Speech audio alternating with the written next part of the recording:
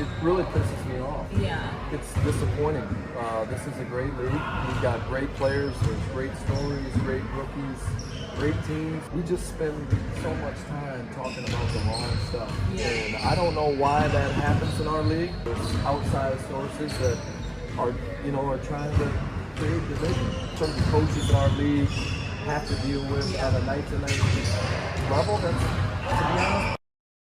And I feel sorry for some of those coaches. I love our media. We make it about basketball.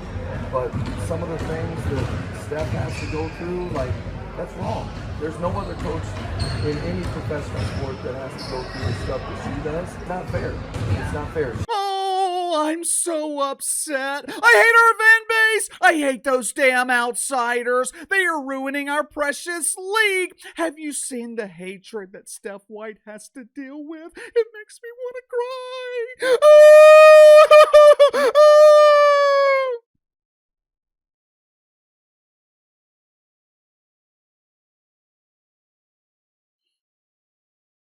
For those that don't know, that was Nate Tibbets, head coach of the Phoenix Masculines, a team that has won 8 games all season, a team that is 3-7 in their last 10 games, a team that is the drizzling shits in a league full of drizzled shit.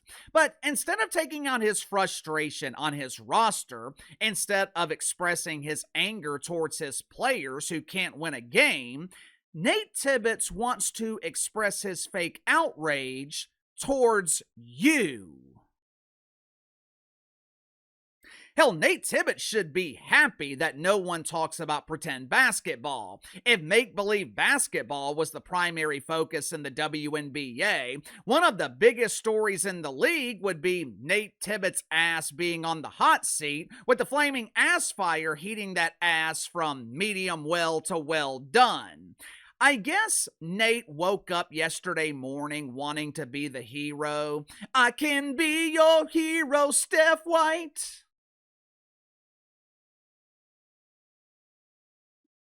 Right now, in a league full of victims, it is Steph White's turn to be presented as the ultimate victim. Seems like everyone in the league is coming to the defense of this courageous Rainbow Warrior. According to Nate Tibbets, I have never seen a coach have to deal with this much hatred. I have never seen a coach be this vilified.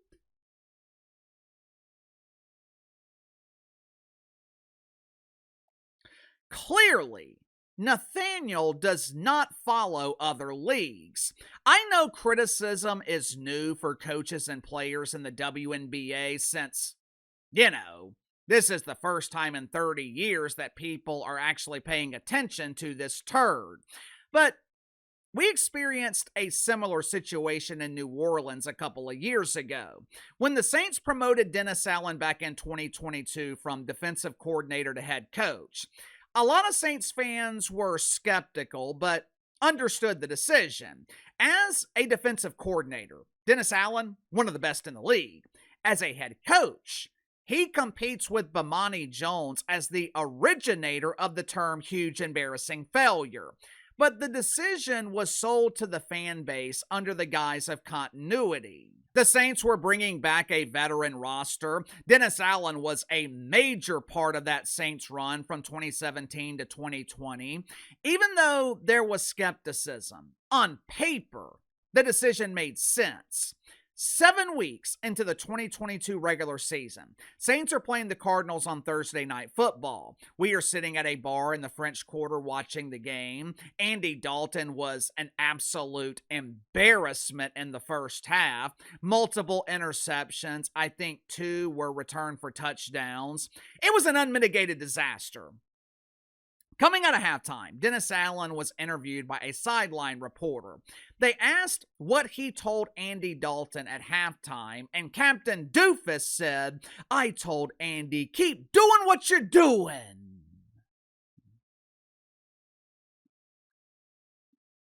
That was the moment Dennis Allen lost the fan base. Once you lose a fan base, damn near impossible to get them back. 2 years later, he would lose the locker room after he publicly apologized to the Falcons. 10 months after that, Dennis Allen would lose his job. But throughout his tense tenure in New Orleans, and it was very tense, Dennis Allen never complained about the criticism. He never blamed the fans. He never blamed the city. He never blamed NFL fans across the country. He didn't blame the media. Dennis Allen took it like a man. I might not respect him as a head coach, but I do respect him as a man. Perhaps Steph White and her colleagues of victims in the WNBA dump, perhaps they should study how Dennis Allen chose to handle himself, because he handled himself like a professional. The only thing saving Steph White at this point is Caitlin Clark publicly coming to her defense. The only thing saving Steph White, she hasn't lost the locker room yet. But this war on the fan base, this us versus them mentality, it ain't going to end well for the WNBA. I have never seen a business succeed by constantly telling their paying customers, you are wrong. Yesterday, I found this graphic on Twitter. Credit to Sports Patriot for putting this together. According to Sports Patriot, the WNBA is operating as a cult. And to be honest with you, hard to argue against his point.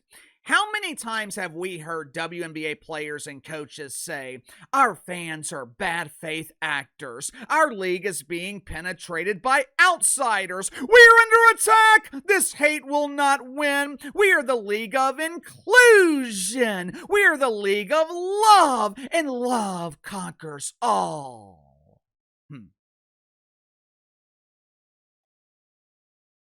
If you have ever been through a divorce, you know that love is not enough. Love does not conquer all.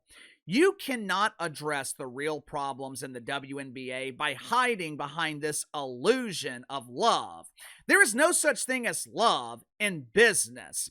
This is not about love and hate. One of the problems with this league, they continue to come from a place of emotion. They continue to take things personally when the vast majority of the criticism this league receives ain't personal. The question is, why does the WNBA continue to take things personally?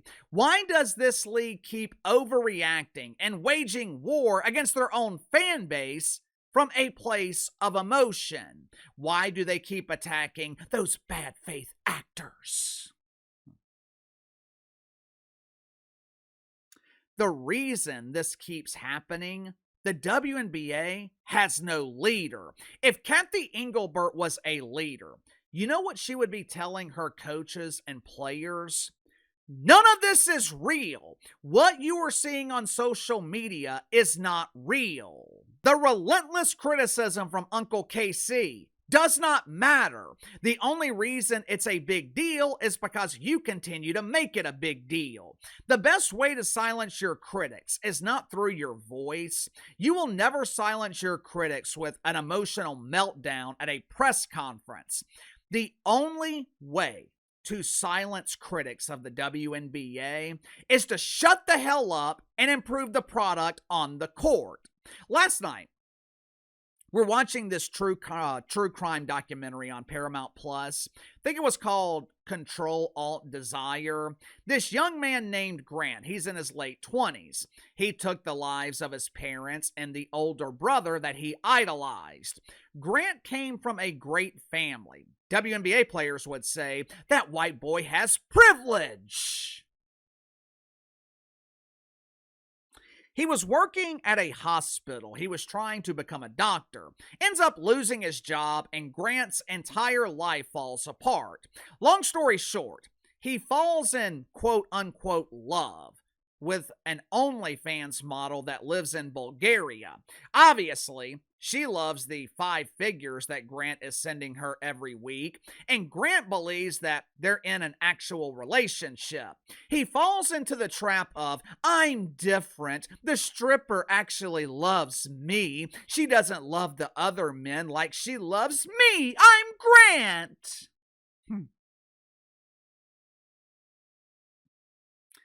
This dude is now spending the rest of his life in prison because Grant started to believe that fantasy was reality.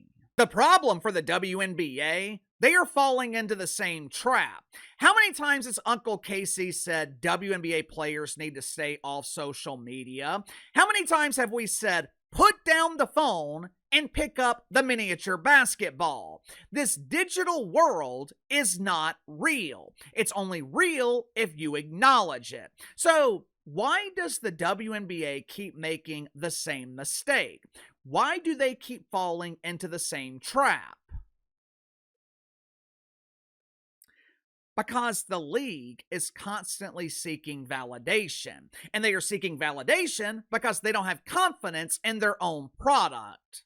Uncle Casey, that's not true. WNBA players are extremely confident. The basketball in this league is beautiful. Oh, yeah? People who are confident in themselves, people who are confident in their abilities, they're not constantly lashing out at the opinions of others.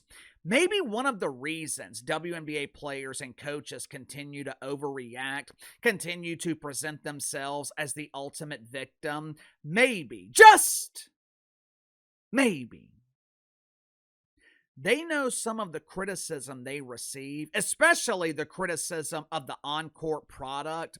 Maybe they know there's some truth to it. You know, back in 2017, the Saints were coming into the regular season with minimal expectations. For the first time in his career, there were questions about Sean Payton's future in New Orleans. 3 previous seasons, the Saints finished 7-9. The roster was overhauled. The Saints had a young team. Started the season off 0-2, and neither one of those losses was particularly close. But then, they went 8 games in a row. Naturally, the criticism magically turns to praise. The Saints were back in the national spotlight, local media, national media. Everyone was once again loving New Orleans. Late in the season, after a big win against the Panthers, or maybe it was the Falcons, I can't remember. Either way, the team arrives that week for practice. The players open their lockers, and there is a block of cheese in every locker. Everyone is confused. They don't know what the hell's going on. Sean Payton walks into the locker room and he addresses the team. He tells them not to believe their own hype. Quit listening to the media. Get off social media. Quit listening to the outside noise. Sean Payton said, "Do not bite the cheese." That is what real leadership looks like. A leader recognizes when his team or his league is vulnerable to outside noise. A real leader is something the WNBA is sorely missing, because a real leader, they would have told this league months ago, before this doofus war between the WNBA and its fan base was allowed to start.